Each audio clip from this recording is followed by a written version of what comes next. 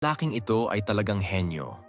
Naghukay siya ng maraming pit na may lalim na 2 metro sa lupa. Tapos ginamit ang malaking pump truck para magbuhos ng semento at graba sa bawat isa. Itinigil ng mga 20 sentimetro mula sa ibabaw para makuha ang tamang taas. Sinigurado niyang pantay at pinatigas muna ito bago magpatuloy. Pagkatapos, gumawa siya ng tuwid na marka sa gitna. Maingat na tinantya ang eksaktong taas sa lahat ng gilid. At minarkahan ang bawat 20 haba ng matibay na steel bars. Para sa tumpak at epektibong pag-assemble ng rebar cage, ipinasok muna ang mga maiikli at matibay na steel rods sa lupa at ikinabit ito ng maayos ng sunod-sunod.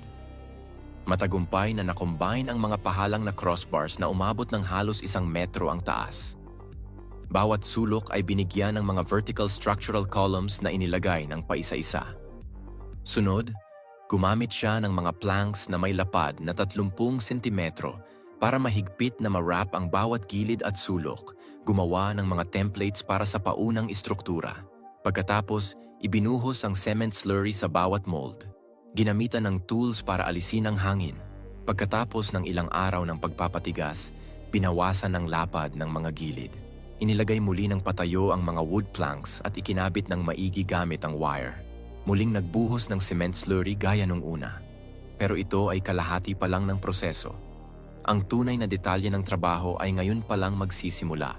Una, naglagay siya ng makapal na foam board sa loob at labas, pinagtibay ang mga gap at pinagsiksik ang lupa, nag-install ng moisture-proof layers, at naglagay ng maraming graba. Tinakpan ang ibabaw ng foam boards upang masiguro ang parehong moisture-proofing at mahusay na insulation. Sa wakas, ikinabit ang masinsinang steel mesh sa buong ibabaw. Nagdagdag ng 15 sentimetro ng taas ng wood planks sa paligid ng perimeter. Nag-spray ng konting tubig at muling nagbuhos ng isang layer ng konkretong semento. Matagumpay niyang natapos ang isang matibay at solidong pundasyon ng bahay. Ano sa tingin mo ang kanyang creativity?